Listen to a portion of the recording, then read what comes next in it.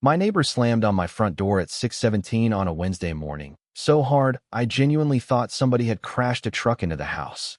I was half asleep, wearing an old college t-shirt that smelled faintly like burned pizza rolls and regret, stumbling through my living room trying to remember if I even paid my mortgage this month. Then I opened the door, and there was Vince, sweaty, pale, breathing like he'd just escaped a hostage situation. "Are you digging holes in my yard every damn night?" he snapped. No hello, no good morning, just full serial killer energy before sunrise. I blinked at him for a second because my brain literally couldn't process the sentence. Digging holes? At night? In suburban Ohio? Man, I hadn't even made coffee yet.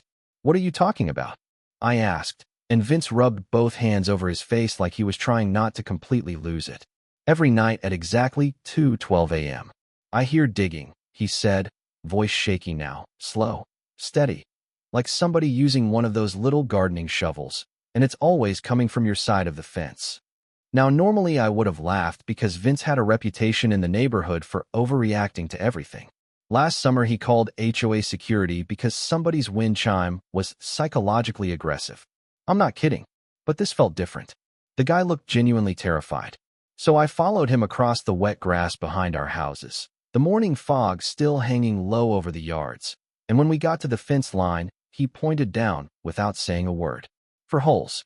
Perfectly round, perfectly spaced, each one maybe 6 inches wide and deep enough to bury something small.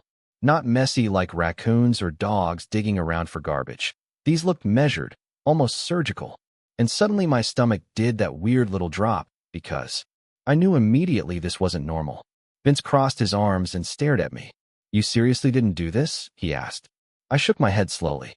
"No," I said, and honestly, now I kinda wish I had. We stood there for a second listening to nothing but sprinklers hissing 3 houses down. Then I walked back toward my shed and found 4 more holes behind it, lined up almost perfectly parallel to the fence. Fresh dirt. Fresh footprints. Somebody had been standing 20 feet from my back door while I slept. That realization hit me like ice water. You know how people always say suburban neighborhoods are safe because everybody knows everybody? Yeah, that's cute until you realize familiarity just means the creeps already know your routines. I crouched beside one of the holes and touched the dirt. Damp. Recently turned. Vince whispered, "You hear anything last night?" I looked at him and shook my head again. Nothing. But that wasn't entirely true. Around 2 a.m., I vaguely remembered waking up for maybe 5 seconds because my dog Winston growled toward the backyard. I ignored it because Winston also growls at ceiling fans, garbage trucks, and one specific squirrel he's been feuding with since 2021. Still, now I couldn't stop thinking about it. By noon, I drove to Home Depot, bought a motion-activated security camera, and spent the afternoon installing it behind the shed while trying to convince myself this whole thing was just some weird prank. Maybe teenagers. Maybe a drunk landscaper. Maybe Vince was finally cracking under the pressure of neighborhood Facebook groups. But deep down, I knew none of those explanations fit. There's something deeply unsettling about precision. Sloppy chaos feels human. Precision feels planned. That night, I barely slept. I kept staring at the clock beside my bed, waiting for 2:12 like it was some cursed appointment I never agreed to. And right at 2:14 a.m., my phone buzzed. Motion detected. I swear my entire body locked up. My heart started pounding so hard I could hear it in my ears as I grabbed my phone and opened the live feed. The screen was dark at first, then a figure stepped into frame. Hooded sweatshirt. Gloves. Small hand shovel catching the moonlight every few seconds. Whoever it was moved slowly, carefully, almost gently, kneeling behind my shed like they belonged there. Then they started digging another one of those perfect holes. And when they reached into their coat and pulled out something small wrapped in cloth, I realized this wasn't vandalism anymore. Somebody was leaving something in my yard in the middle of the night. And somehow, that felt way worse. Now let me pause the story for a second because this is where things stopped being creepy neighborhood drama and started crossing into territory people seriously underestimate. A lot of folks think weird behavior only becomes dangerous once somebody breaks a window or physically attacks you. But according to standard procedure, law enforcement actually pays close attention to patterns. Repetition matters. Timing matters. Documentation matters. Somebody showing up at the exact same hour every night, digging methodically, Leaving hidden objects on private property. That's not random behavior. That's ritualized behavior. And ritualized behavior usually means obsession. From a legal perspective, the second someone repeatedly enters your property without permission, especially while tracking routines or testing access points, you're already moving into criminal trespassing and stalking territory. Doesn't matter if they never technically hurt you. Courts look at intent, escalation, and implied threat. And trust me, hidden notes and buried objects absolutely count as implied threat. But psychologically, that's the part that really messed with me afterward. This is a psychological trap people use to create hypervigilance.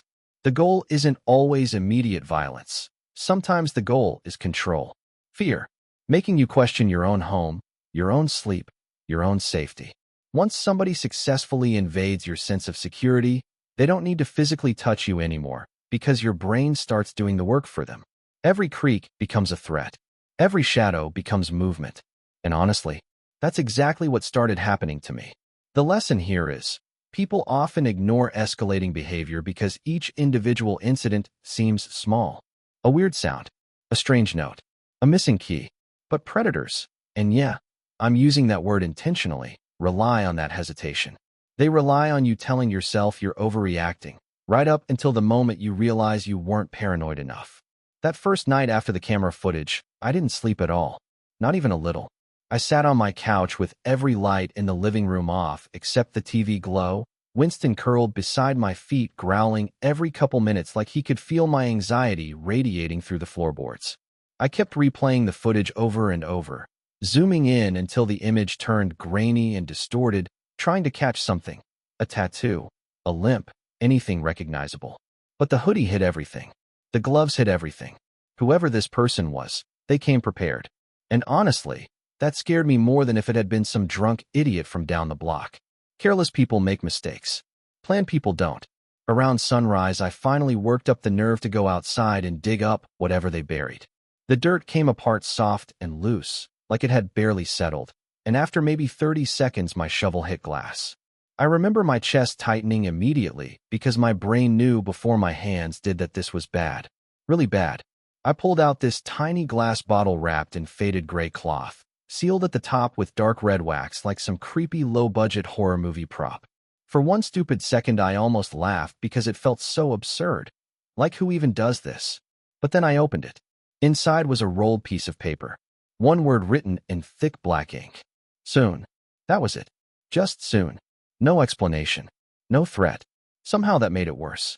Your imagination fills in blanks way darker than reality ever could. I called the police maybe 30 seconds later. 2 officers showed up around 8 in the morning, and you could immediately tell they had completely different opinions about what was happening. Officer Bailey looked exhausted, probably nearing the end of a 12-hour shift, and he clearly thought this was suburban nonsense wasting his time. Could be neighborhood kids, he muttered while staring at the holes. But the second officer, Officer Ramirez, crouched beside the fence and studied the spacing carefully. He didn't say anything for almost a minute. Then he looked up at me and said, "These aren't random." Simple sentence. Calm voice. But man, hearing an actual cop confirm my fear made my stomach flip upside down. Ramirez pointed at the holes. Whoever did this measured distance intentionally. Same depth. Same intervals. That usually means planning behavior. Vince immediately jumped in with, "Planning for what?" Ramirez stood slowly and glanced toward my house. "That," he said quietly. And suddenly my backyard didn't feel like my backyard anymore. It felt like a map somebody else had already studied. The officers took the bottle, photographed the holes, asked if I had enemies, which is always a weird question because nobody ever thinks they have enemies until suddenly there's a stranger burying messages behind their shed. I mentioned my cousin Travis almost as an afterthought, mostly because he used to pull weird manipulative stunts growing up. Nothing violent exactly, just off. He'd steal things then help you look for them. He'd borrow keys without asking. Couple arrests in his 20s for breaking into storage units, and one ex-girlfriend filed a restraining order after he kept showing up outside her apartment at night, claiming he just wanted closure. But I hadn't talked to Travis in nearly a year. Last I heard he was bouncing between jobs and sleeping on people's couches 2 counties away. Officer Bailey shrugged like none of that sounded important. Ramirez wrote everything down carefully. Huge difference between cops sometimes comes down to whether they still trust instinct or not. That night, I triple-checked every lock in the house. Then checked them again because anxiety turns normal people into raccoons digging through paranoia at 3 a.m. I left the camera feed open on my phone and sat in bed staring at it for hours. 2:12 came and went. Nothing. 2:30, nothing. By 3 a.m., I started convincing myself maybe the police visit scared whoever it was away. Maybe this whole nightmare was ending. Then at exactly 3:46 a.m., movement appeared on the screen. My entire body went cold. The hooded figure stepped into view again, but this time, they weren't carrying the shovel.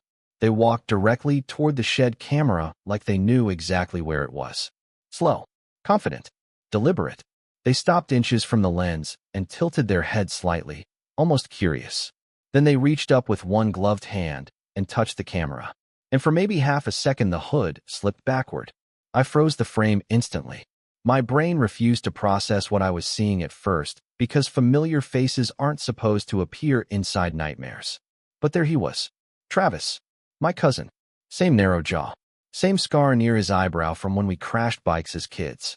Same little smug half smile he always wore whenever he thought he was smarter than everybody else in the room. I genuinely thought I might throw up. Because suddenly every weird memory connected itself all at once. 3 months earlier, Travis asked if he could crash at my place, just for a weekend. I told him no because the last time he stayed over, cash disappeared from my kitchen drawer. A week after that, I couldn't find my spare house key for 2 days. Travis swore he'd borrowed it accidentally and returned it. At the time, I believed him because, well, he was family. That's the dangerous thing about family sometimes. They bypass your defenses through familiarity alone. I called the police again immediately. This time Ramirez arrived with 2 additional officers, and no one looked skeptical anymore. I showed them the footage frame by frame. Ramirez stared at Travis's face for maybe 3 seconds before saying, "Okay, now we're dealing with escalation." They searched the yard more thoroughly and started uncovering older holes near the fence line, partially filled and hidden beneath fresh grass growth. Some had tiny markers buried inside, bottle caps, folded plastic tabs, little objects positioned like trail markers. Then one officer uncovered another bottle. This one contained several folded sheets of notebook paper. And that's the moment the entire situation crossed from creepy into absolutely terrifying. Because the pages weren't random notes. They were schedules. My schedules. Wake-up times. Work hours. Which nights I ordered takeout. What time my bedroom lights usually turned off. Notes about when Winston got let outside. Even my shower routine. I felt physically sick reading it. But at the very bottom of the final page was the line that made my blood run cold. Entry plan. Sunday, 3:50 a.m. I remember staring at that phrase trying to force my brain not to understand it. Entry into what? But I already knew. Ramirez knew too. He took the paper from my hand slowly and said, "Your house." The room got weirdly quiet after that. You ever notice how true fear doesn't feel dramatic at first? It feels silent. Heavy. Like your nervous system suddenly switches into survival mode without asking permission. Ramirez asked if Travis still had access to any old keys. And immediately, I remembered the spare. The one he supposedly returned. According to standard procedure, police usually can't sit outside somebody's house indefinitely unless there's immediate probable cause. But this counted. We had documented trespassing, surveillance behavior, burglary planning, unlawful entry indicators, the whole checklist. So Sunday night, they set up a quiet surveillance operation in my backyard. 2 officers behind the shed. 1 unmarked vehicle down the street with headlights off. Ramirez sat inside my kitchen pretending to casually drink coffee while monitoring radio chatter. Honestly, the whole thing felt surreal. Like my boring suburban house had somehow wandered into a crime documentary. At around 3:40 a.m., Winston suddenly lifted his head and stared toward the backyard door. No barking. Just staring. Dogs know things, man. 10 minutes later, we heard the faint scrape of shoes against wood. Ramirez held up one finger. Silence. Then another sound, soft metal tapping against the fence. The backyard motion light flicked on. And there was Travis climbing over the fence carrying a flashlight, a small shovel, and a backpack slung over one shoulder. Calm as could be. Like he'd done this 100 times already. He landed softly in the grass and walked straight toward my back door without hesitation. That part haunted me afterward more than anything else. The confidence. No uncertainty. No fear. He genuinely believed he belonged there. Then he reached into his jacket pocket and pulled out a key. My old spare key. My lungs literally locked up. Travis slid the key into the back door handle and smiled when it fit. But before he could turn it, officers exploded out of the darkness. Police. Don't move. Travis spun around so violently, he dropped the flashlight into the grass.